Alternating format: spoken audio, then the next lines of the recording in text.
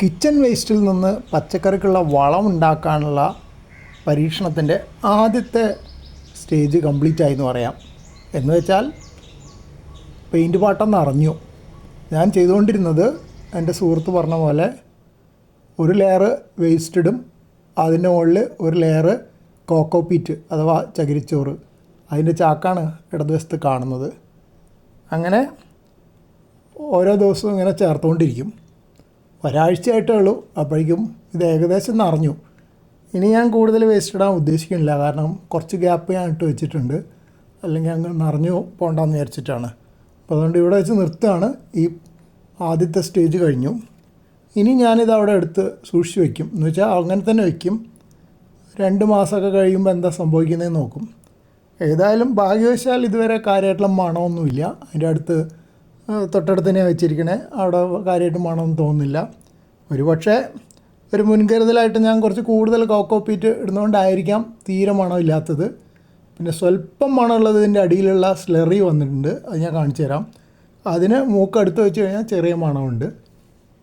ആദ്യത്തെ പോസ്റ്റിൽ പറഞ്ഞിരുന്നല്ലോ, പെയിൻറ്റ് പാട്ടയുടെ അടിയിൽ ഡ്രില്ലുകൊണ്ട് 3 ദ്വാരങ്ങൾ ഉണ്ടാക്കി, ചെറിയ ദ്വാരങ്ങൾ.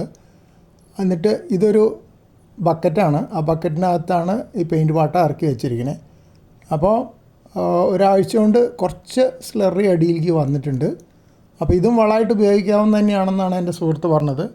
അപ്പോൾ ഇന്നിപ്പോൾ ഇതിപ്പോൾ ആകെ ഒരു കുറച്ച് മില്ലി ലിറ്ററേ ഉണ്ടാവുള്ളൂ. ഞാനതെടുത്ത് ചെടികളുടെ കടക്കിലൊഴിച്ച് വെള്ളമൊക്കെ ഒഴിച്ച് കൊടുത്തു. എന്നിട്ട് അത് വീണ്ടും തിരിച്ച് പഴയ പോലെ വെക്കാൻ വേണ്ടിയിട്ടാണ്. ആ ബക്കറ്റിൻ്റെ അടിയൊക്കെ നന്നായി കഴുകി വൃത്തിയാക്കി, എന്നിട്ട് വീണ്ടും നേരത്തെ ആദ്യത്തെ കാണിച്ചിരുന്ന പെയിൻറ്റ് പാട്ട ഉണ്ടല്ലോ, വേസ്റ്റും കോക്കോപീറ്റും ഇട്ടത്, അത് അതിലിറക്കി വെച്ച് മൂടി വെച്ചു.